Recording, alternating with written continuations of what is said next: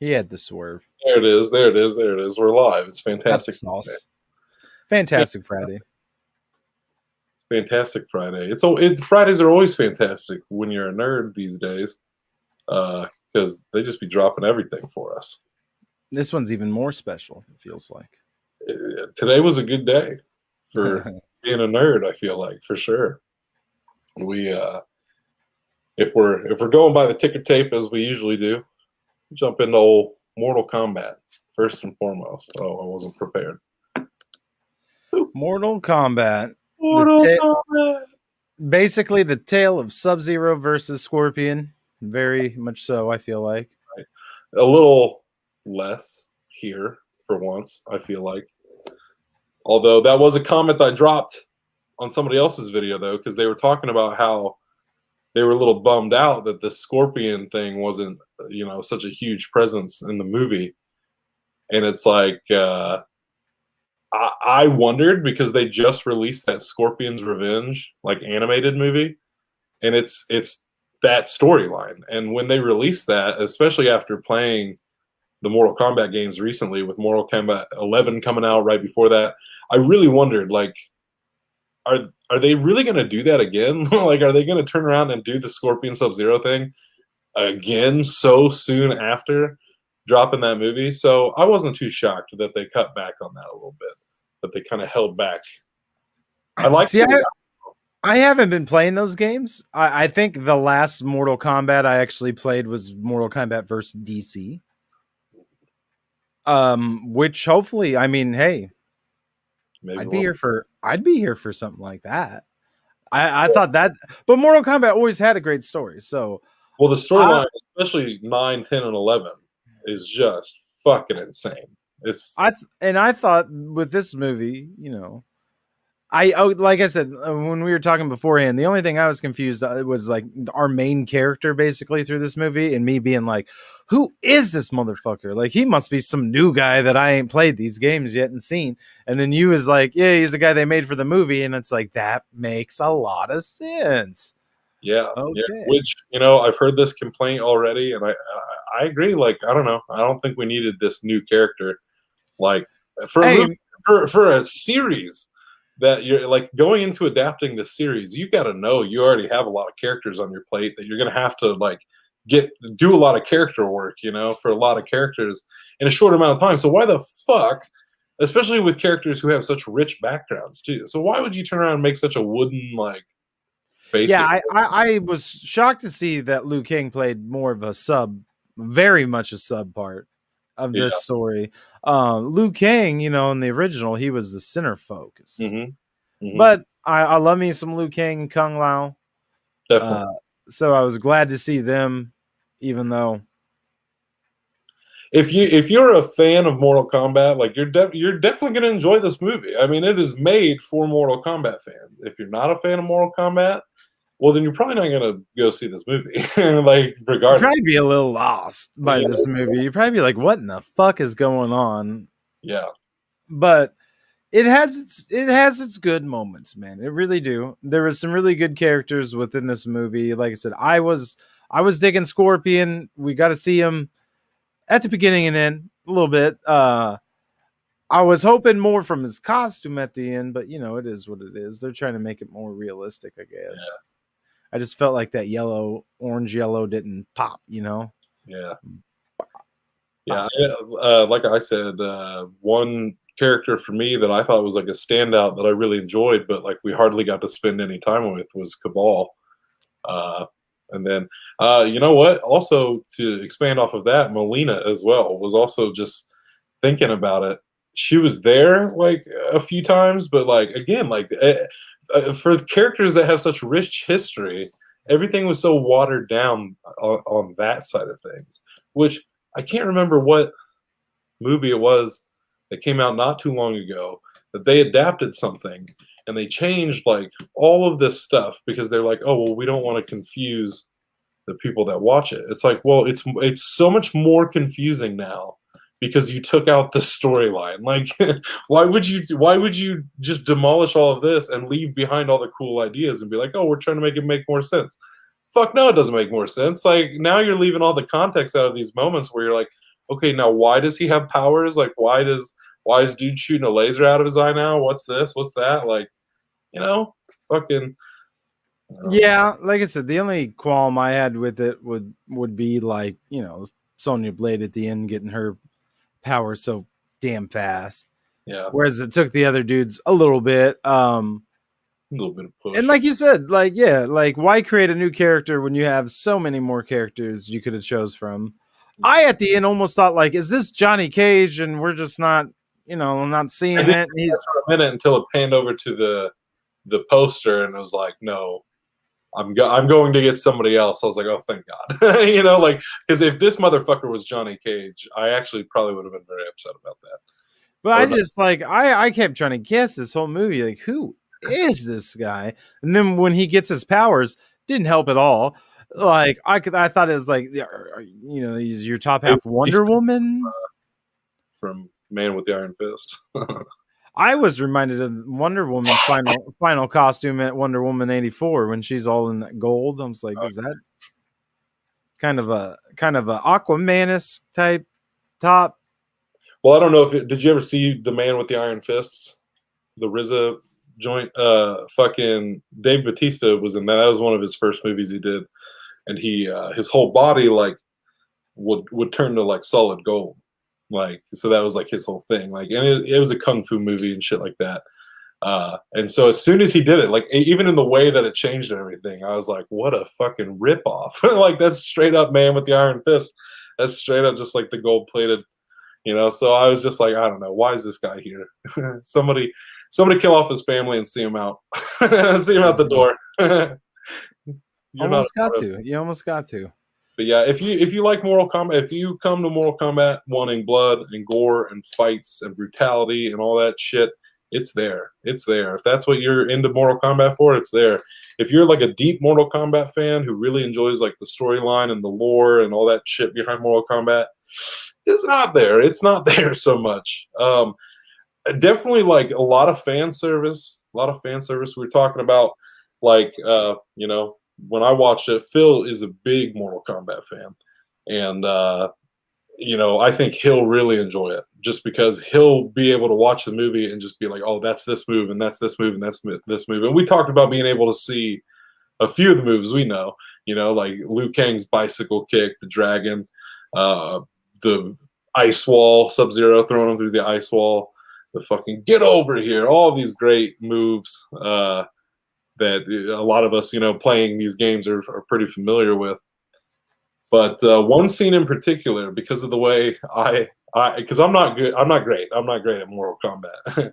So sometimes in Mortal Kombat, when you're not a great fighter, you got to do what you got to do, and you just got to keep hitting it. You find that move that works, and you keep using it. And I feel like they kind of called those people out in the scene where it was like, I can't remember if it was Liu Kang or Kung Lao versus Kano, and they do the leg sweep on Kano, and he's like, I'd like to see you do that again, and he does it immediately again, and he's like, is that the only fucking move you know? And I'm just like, I don't know how many times I've been playing Mortal Kombat, and I'll do the leg sweep on somebody just to piss them off, just like keep leg sweeping them over and over and over again. I really enjoyed that scene. I thought that scene was pretty funny with Kano. That was definitely a Kano moment. I feel like oh, that. Well, that and the uppercut, because that was the other move that everybody always did when I was a kid, was uppercuts all the time, uppercut, uppercut, yeah, uppercut, yeah. and like that was a big with this new character.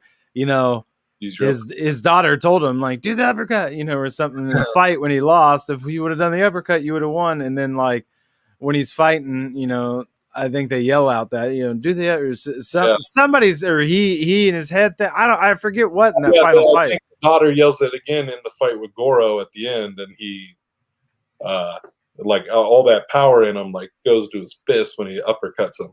Yeah. And I was like, hey, because they always had the little flaming fist when they uppercutted in the original game, I believe. Yeah. And like I said earlier as well, the only thing I really disagree with people on is Kano. Like, sure, he was fine. Like, he was the comedic relief. He had some good lines, but I didn't have a hard on for him like the rest of the internet seemed to. Nah, he's okay.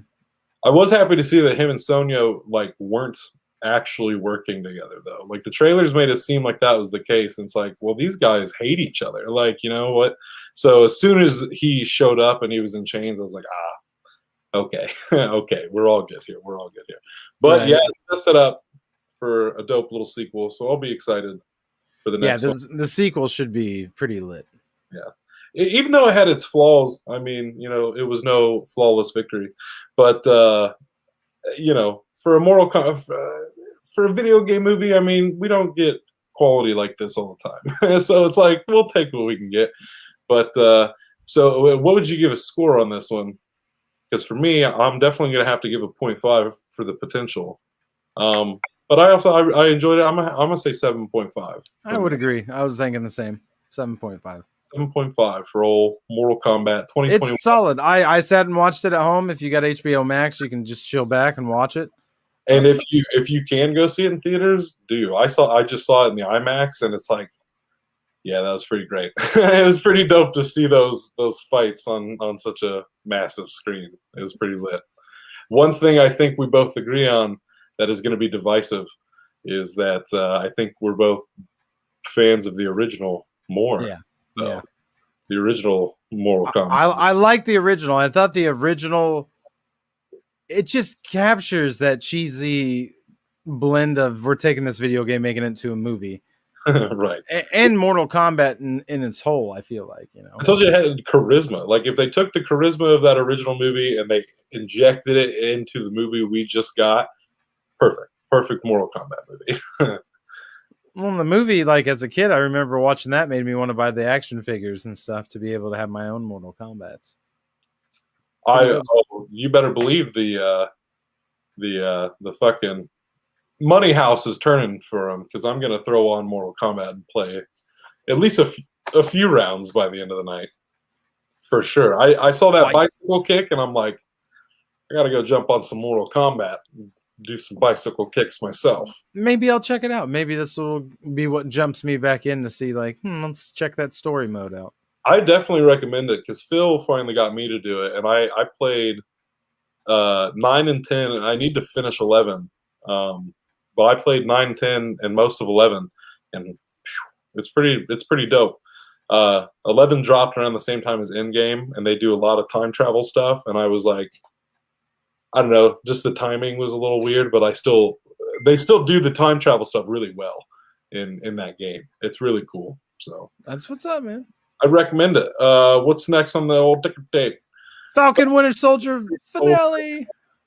Finale. The finale. It's over, man. I can't believe it. Very, very, very powerful episode, bro. Oh my god! I posted the picture of me on Snapchat with literal tears on my face because I was trying to ask. I asked myself, I'm like, am I just like so stoned? I'm just being emotional, or is this really that powerful? And it's like, no, it was such a powerful episode. I love it, man. I think they really with this series as a whole shifted the gear again on like how well Marvel can do something. Mm-hmm. And I was laughing because it was like, man, it's just kind of like exactly what happened with Captain America in the Winter Soldier movie. Like that, like was what was the game changer on what superhero movies could present. And it's like, damn, now here's your first ever passing of the torch Captain America show. And they're coming in here going, hey, this is how you do a show. Yeah. The show, damn it. And how you can, because like I said, man, that there was enough excitement and action to start that episode off with that when it like was done, it was just like that message that just comes across from that point until the very fucking end. You're just like sitting there like, wow, damn. Well, like, I told a friend of mine earlier, I said nothing gets to me and like pulls at my heartstrings as easy as when superhero movies like show what superheroes are really about. Like when Sam comes down and he gives that speech, like I just start crying because like I love that shit, man. I love it when like to me that is what superheroes are all about. Right there is Sam Wilson at the end of this show, and I was just like I was in tears, bro. And I was thinking about the ending of Black Panther and how emotional I got at the end of Black Panther. And I'm sitting here and I'm thinking, you know, Black Panther was huge for the black community. They've got a hero that represents them. Well, I think this is bigger. I think this is way bigger.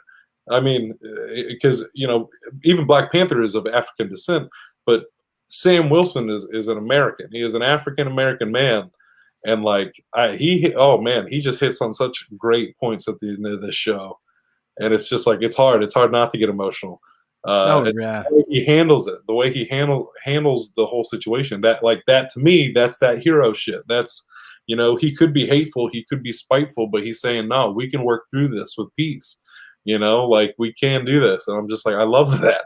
I love Yeah, I that know. heroes, That man. was that was like, to me, I was like, that's some Steve Rogers shit when he was giving that speech saying like, we for once in like history have one common, thing that's going to bring us all together.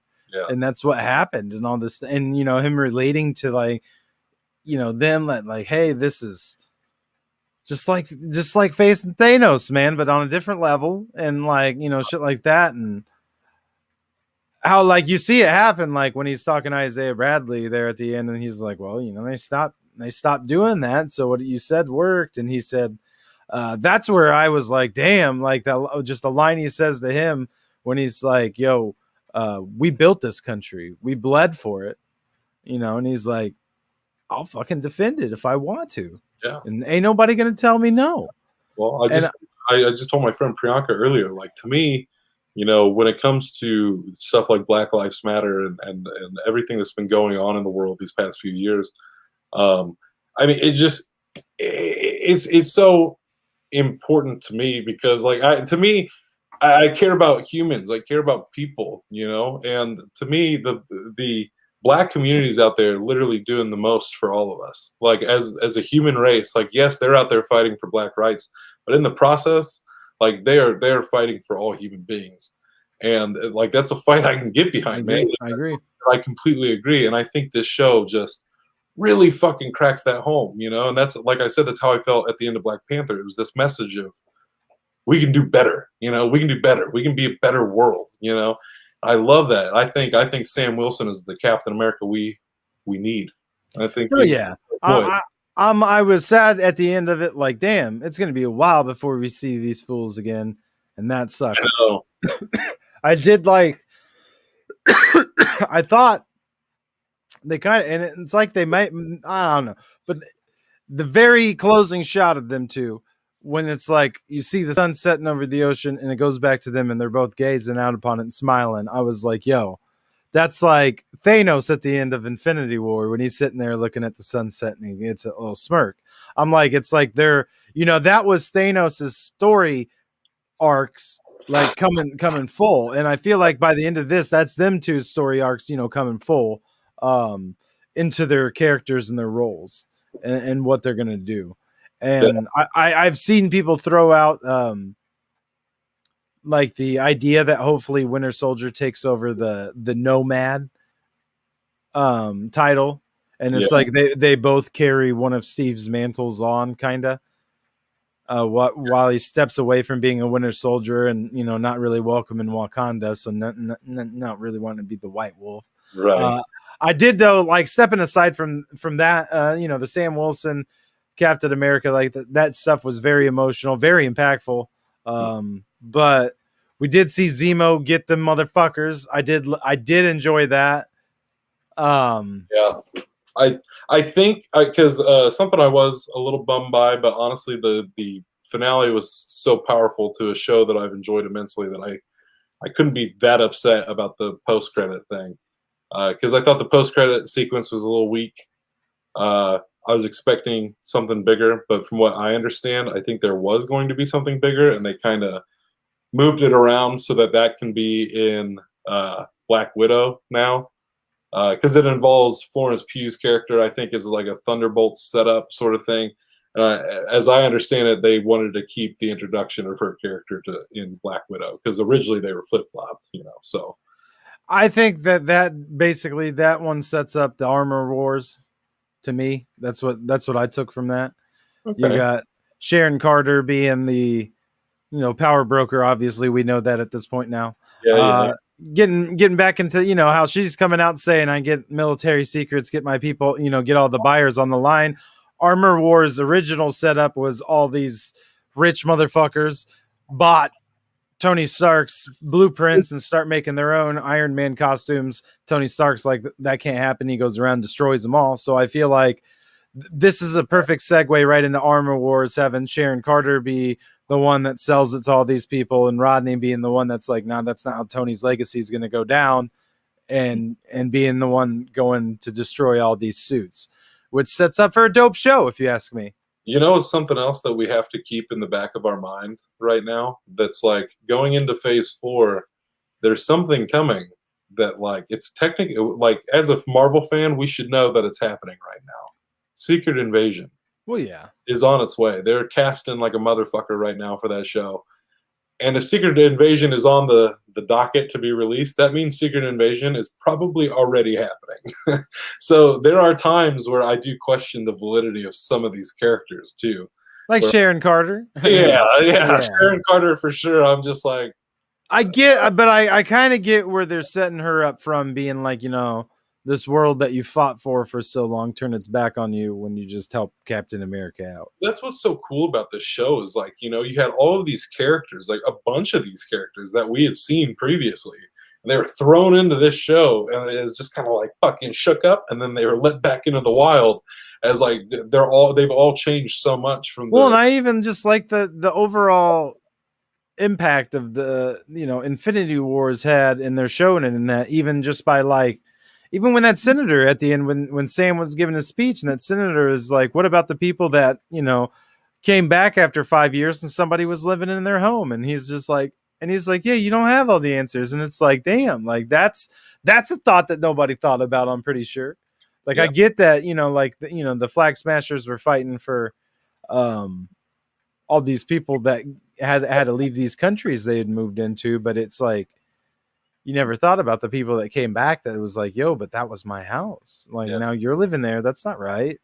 And it made the show big, you know what I'm saying, and it made yeah. it even makes it question, when are we going to see these motherfuckers, or if we see them pop back up. We got to see US Agent officially. Yeah.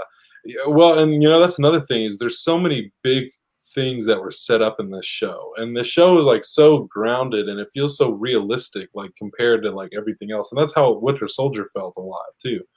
Uh, but they set up a lot of cool stuff like moving forward, like for all the characters. Obviously, like it'll be cool to. Somebody was talking today about with the title change at the end where it's like Captain America and the Winter Soldier. I was like, okay, I like that. I did love that at the end. I really enjoyed that. Like, I was already emotional and they did that. I'm like, yeah, motherfuckers. But they pointed out, they were like, actually, I thought this was a very excellent point. They were like, will Sam get his own Captain America movie? Like, will he actually get a movie, or will he be stuck to a Disney Plus show? And they said it's kind of interesting for a show about the social commentary of a black man as Captain America. Like, it would be interesting if he's always stuck on TV and he never gets his own movie, because Oh no, I think he'll get a movie. I think he absolutely deserves his own. Yeah. No, I 100% think there will be an official Captain America movie where we'll see Torres become the Falcon in it, probably, and shit like that. Yeah. Stuff from this movie. We got stuff like Torres. We got the Thunderbolts are going to spin out of this. I think the Dark Avengers are starting to be set up. We saw more Young Avengers set up in this show. Like, there's so much stuff bubbling under the surface of, and that's what I said back in WandaVision. I'm excited because I feel like it's the early days of Marvel again, where it's like things aren't as obvious. Things are going on behind the scenes and under the surface that all we can do is guess. All we can do is speculate, and it's fun. Yeah, it is. This was a very good series.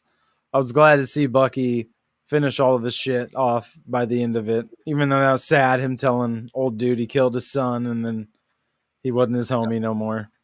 Yeah, I was wondering how that was going to go down, and when that scene did happen, and it was so quick, I had mixed feelings on that. One, I thought that could have been a really like emotional scene, and two, I thought it could have been too emotional. It's like, how do you even? I don't. You know what? Maybe I don't want to see this. Maybe we should just rip this off like a band-aid and move the fuck on, because that's going to be a hard watch for sure. That conversation could not have been easy, but Nah.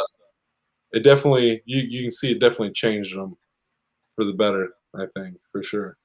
Yeah. For sure. And I love the redemptive arc that they gave John Walker's character. I think John Walker is hands down one of the just I think especially with this show, like this show has some of the best written characters in the MCU, but John Walker was a damn good character. Like, and so I'm really glad that he's going to be coming back for more, because Yeah, no, he was cool. His little redemption there at the end was nice, and him just going along with what their plan was, and him, and like, because when I seen him show up there when all the super right. flag smashers was out, I was like, here we go again. Like, I bet he's gonna be on some crazy shit. And then it was like Bucky walked out with the phone and all the cops, and I was like, all right, John Walker, Yeah. you But just gotta that's just the thing, like, and I've been saying this whole show with John Walker, like it shows that like he he really like there like what interested him in being Captain America was the stuff that like being Captain America is about. Like he wanted to be that hero, but he also just isn't the right person to be. And I love that he kind of was like he accepted it. Like when like seeing Sam as Cap, like I think he just was like, okay, like you should definitely be Captain America over me. Like I think he definitely felt that. And we haven't talked about like the reveal, like the big reveal of fucking Sam Wilson Cap when he first shows up, like in full new suit. My only yeah. complaint is that it didn't look cooler because it was a Wakandan suit. I was like, I thought it was going to be a little doper. Super I comfortable. mean, it's literally ripped right off a comic page, Yeah. given to him. I mean, I've my only complaint was the same with the comic book costume, is there's too much white up in it. You know what I'm saying? Like there is a lot of white, but it's dope. I fucks with it. I just I think like really like all him. vibranium. That he's just got a full vibranium get up now, including the shield, and like watching him be Cap in this episode was just fucking awesome. Like I'm That's very just happy. I'm all for it. Sam Wilson yeah, is my Captain America. yeah. No, it'll be really dope. I really would like to see whenever he comes back, even in an Avengers movie, whatever it is. But him being Captain America is going to be interesting as fuck from here on out. Oh, definitely. I think, man, I just can't wait for what's next. We got a little month off, and then Loki. Loki in June. Technically, there is a Marvel show that comes out in May, actually. Oh, Mad Doc or whatever. Yeah. Yeah, but I'm like, man, I don't know. Eh, I'll probably watch it, but we'll we'll see. see. We'll see if it's talking about. To me, I'm not that hype on it. But one we are hype on is the next one that's still got a little taste left. So just a little bit left to go. The finale for this one is next week. Invincible, Amazon's incredible series that nobody's watching. It's kind of a bummer. I saw somebody else talk about that. I think the Grace Randolph was talking today about that. So much great stuff comes out on Fridays, and this Friday in particular with Mortal Kombat. Invincible is like one of the few things that just kind of gets lost in the fray. There's just so much good content these days. I love Invincible. I'm here for it. Yeah, I'm loving it. I think more people need to jump on this Invincible train because they're Yeah. really missing out. They're Yeah. really missing out. This is solid as far as animation, as far as Damn, yeah. drama. You got this shit has me like, especially this episode, because we got to get some goods that we've been waiting Oh on yeah. in this It episode, was meaty. which was like, you got to see Omni-Man get confronted finally by his wife. Well, we got to see that a little bit last week, but like, Right. more so she wanted to know why, and it's like and it's still there. It's still up. Everybody in this episode, when they come across him, is like, I just don't know why you did it. And it's like, he's like, you just have to believe me. And it's like, Right. what are we having to believe, Right? bro? Like, just trust me. What the fuck am I trusting you about? Like it's like you fucking killed all these motherfuckers, and then he fucking turns around and does it 2 times. I know. Uh, I feel well. See, I feel like his arc is going to be something that's going to come out of left field, and it's going to be like something wholesome and good, and you're going to be like, damn. I I don't know. That'll definitely catch me off guard because right now, my guess, my theory, is his whole Viltrumite fucking thing.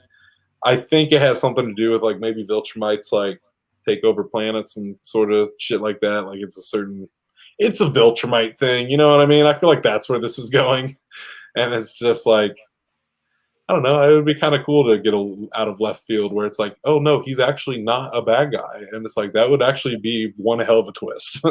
But at the same time, if you can fucking explain to me why he did it, that would also be dope. I don't give a fuck if there's a twist or not at this point. I just kind of want to know why, why it happened. It's got to be something with Mark Yeah, it has and to be because Mark getting his powers. first season. Yeah, yeah, And I feel like it's a coming of age thing. You know what I'm saying? I feel like it's going to be like, the next heroes needed to be built stronger type shit. I don't know, man. I don't. The Viltrumite thing would be just such a, yeah. eh.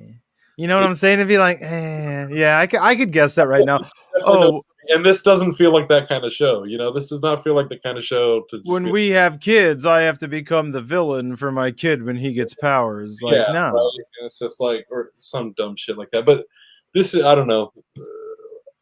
I I I think we're in good hands with Seth Rogen and Evan Goldberg. They usually know what the fuck they're doing. And so far, this show has literally just turned the dial up every single week. Like it has literally just got better every single week. I just feel like it's gonna be something like, he's gonna be like, listen, they were weak. Like, there's a bigger evil coming, and they were too weak, so I just got them out so we could get the next group in. Yeah, I don't know. I don't know. Whole week to wait and find out. But they throw everything at the character I really like in this show, and I think a big reason I like this show so much is also because of the voice cast. Because there are plenty of animated shows where like we know who the actors are who do the voices and stuff, but this is an animated show that's like no, we didn't go out and get like Tom Kenny like from fucking SpongeBob to do like another like the 5,000th voice or the dude that does uh like Bender and Jake the dog and like that does like a billion different fucking voices. Like they went out and they got fucking J.K. Simmons. They got Steven Yeun from Walking Dead.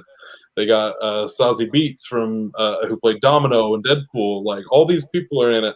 But Walton Goggins plays Cecil, and I think Walton Goggins is just a great actor, anyways, because he was in Fat Man. He was Yeah. the assassin in Fat Man, and he does the voice of Cecil. And I just think his all the voice performances in this are awesome. But I really like him as Cecil. Like I really dig like hearing his voice come out of Cecil. Like it's just I love his character.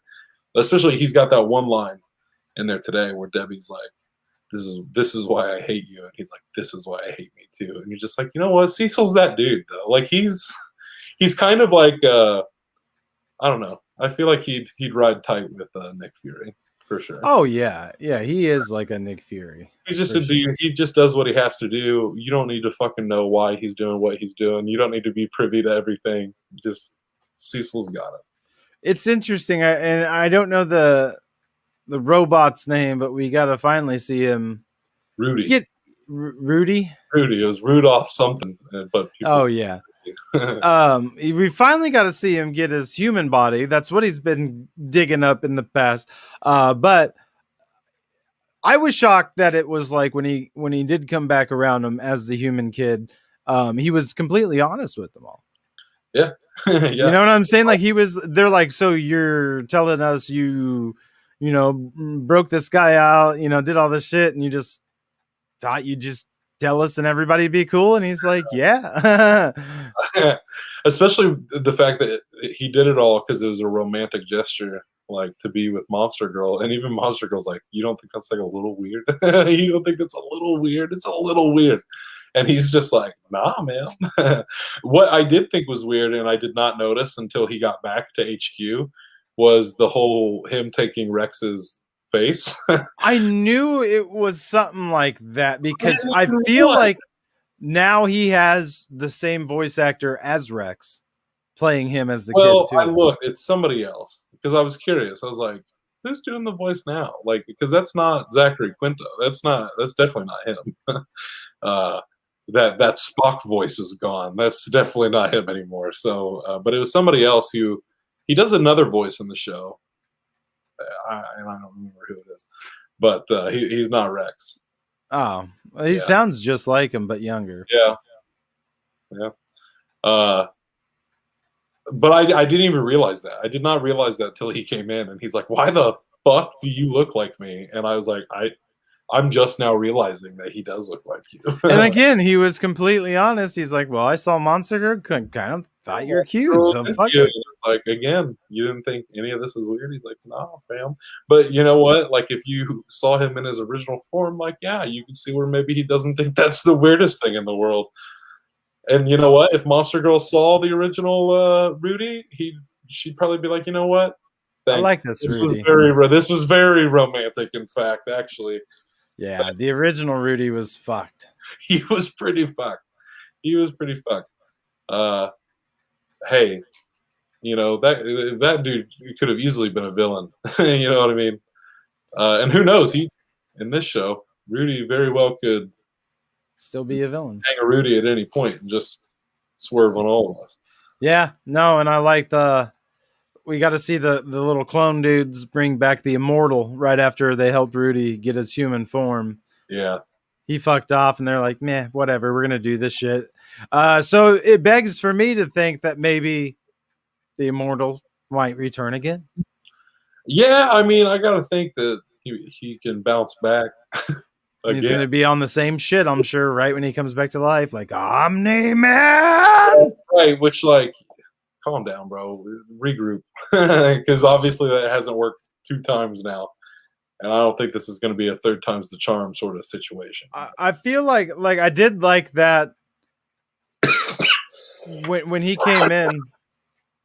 I did enjoy like Omni Man obviously trying to help his son. His son's getting fucked up by this Chulu looking son of a bitch. You know what I'm saying? Or I don't know whatever. There you go. And fucking right when he'd almost get to him, like boom, Immortal Man would get him and hit him, and finally it's like national TV. All the helicopters show up and they're fighting, and people are like, "Damn, why the fuck they fighting?" And next thing you know, it's just Omni Man's just Yeah, right in half. Chica, you know. Yeah, it's bananas, bro. Like for real, for real. It's definitely a show that like I do find myself just like just getting so into it.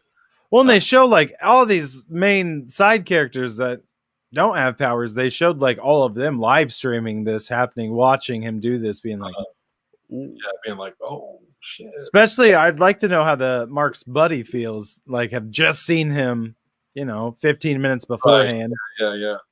I also this episode made me think about like several episodes back when he went to Mars and there's the whole situation set up with the alien and stuff. We might not see that payoff in season one, but something that happened in today's episode that made me kind of wonder about that again was when the cyborg dudes came back and started whooping on Omni Man, and it's just like, okay. Well, Cecil always seems to be a guy who's on top of things, even when you don't know he's on top of things. So Right. it's very possible that Cecil and them have got that shit in the bag, or it's just something that's going to come up again later. But like, I don't know. It made me wonder. I'm just like all these all these breadcrumbs they've left behind. Like I don't I think. feel like that one might be the Yeah. season two's main theme. Yeah, I can see Because that. by the time that pops up, it's going to be like, damn, how many of these motherfuckers are there now? One thing's for sure. I want to read the comics after this. When season Yeah. one is wrapped, I'm definitely gonna give me copy of Invincible and start reading through it. Apparently, there's a lot of them. There's a shit ton of them. So, Well, I'm glad. Old Eve got the hell out of there when she did. Yeah, that would have sucked. Like Eve, I like Eve's character. Like I like the shit she does. We talked about it a little bit last week. That I don't know. You don't really see superheroes doing that a whole lot, like in anything. Right. Just like, wait a minute, I have the ability to create things like with my mind. Well, let me like make crops and like help stop natural. Well, she even made the comment. She said she saved the same amount of people in the last 3 days as she has in the last 3 years. She saved more people in the last 3 days than in the past 3 years. Which either way, it's like, yeah, like if you're doing what you're doing at that rate, yes, you will probably save more people than fucking fighting and ruining New York City for the 50th time. It's just like these are just facts. But facts on facts. I dug it. It was another great week for Invincible. I did say earlier the one moment in this show that like I'd been waiting for like all season long, and when it finally hit, I was like, oh, that was unexpected. Was Mark finally coming clean to Amber that he is invincible, and as soon as he tells her, and she's like, yeah, I know. Whoa, what? Like what? It's like, of course I know you're a superhero. Like I'm not stupid. Like I figured out weeks ago. And it's like you just didn't tell me. I'm just like, ooh, shit. It's inexcusable. I'm definitely kind of on Amber's side a little bit. I'm only so sympathetic for Mark in this situation. Right. It's just like, what are you gonna do, bro? You're a superhero. You kind of should have been able to figure this out, and you probably should have told her like a long time ago. Because that's what I started thinking way back, especially last week's episode. I was like, bro, just fucking tell her. Like it's the fact, like because I feel like, and that's exactly what happened last week. I was like, I just feel like at this point, by the time you do tell her, she's gonna be like, well, fuck you for not telling me. Yeah. Especially now that she knew the whole time, and it's like, well, definitely fuck you for not telling me. Yeah. I know you've just been lying to my face, and it's just like, yeah, I can feel that. I was a little bit on Amber's side there, but superhero dating problems. What are you gonna do? And then another thing I thought was kind of interesting about this episode. I don't know if you noticed or not, but this was the only episode that did not have a post-credits scene. Yeah, I noticed that. It was. I think it all kind of ramped up so much in this episode and ended on such a climactic note that they were like, we can't. It really did. I was pissed. I knew it was coming right when they was there, and he's like, I got to tell you something. I was like, and it's gonna go to Yep. Yep. Until next week, and then the fuck are we gonna do now, man? When Invincible's over next week. Figure it out, I guess. I don't know. Hopefully HBO Max cranks out some stuff, or we'll have to. I do have to throw out with Wyatt Russell. I've been saying I've been watching that Lodge 49, and last night I jumped into like episode 2 or 3 of season 2, and I just sat there and binged all of season 2 pretty much last night. I saved myself a couple of episodes to watch tonight, but like it just got so intriguing, and again, it's just so interesting, and especially when I was watching it last night, I'm like, I love that I'm gonna wake up in the morning and watch Wyatt Russell be an unhinged fucking lunatic again. Like, right. Wake up in the morning and get to watch Johnny Walker play Captain America. But right now, he's just fun-loving, simple-minded dud doing his day-to-day, going on crazy adventures. And now, I told you, Bruce Campbell showed up in season 1 for a little bit. Cheech Marine has been in it this season. So they've been getting a lot of cool people in it. It's just a feel-good show. It's very interesting. It's just like off enough. And that's what made season 2 so much better, is like so much weird shit is happening in season 2 that it's just like, what the fuck is going on? And that's why I just couldn't stop watching last night. I'm like, what? What is happening? Like, is this real? Is it not real? Like, I don't know. But right. It's an interesting one. I don't think AMC has any other comedies that I can think of. They're not a network known for their sense of humor. I don't think. No, not really. But it's a good one. I hope season 2 has a satisfying ending, because the show got canceled. Like, so this is it. This is it. These next couple of episodes. Oh, that sucks. But that's a shame. we'll figure it out. We'll figure it out next Friday. You know We'll what? find Maybe that something. finale of Invincible will be so fucking good. We'll just talk for 45 minutes on it. We Who could knows? try. Who knows? Who knows what'll come out between here and now, and where life may take us, and it's the Chase and Shep way. We just kind of blow on the wind, boys and girls. But next Monday, because this one right here that you're watching, this is number 99. Number 99, which means on Monday is episode 100. 100. God, I can't Damn. believe it. Can't believe it. Damn. Can't believe it. The first 100, it was a ride. And the next 100, it's going to be Should go pretty smooth. It's going to be even better. More. Dope. But we'll catch you for episode 100 on Mental Health Monday. Mental Health Monday. Peace.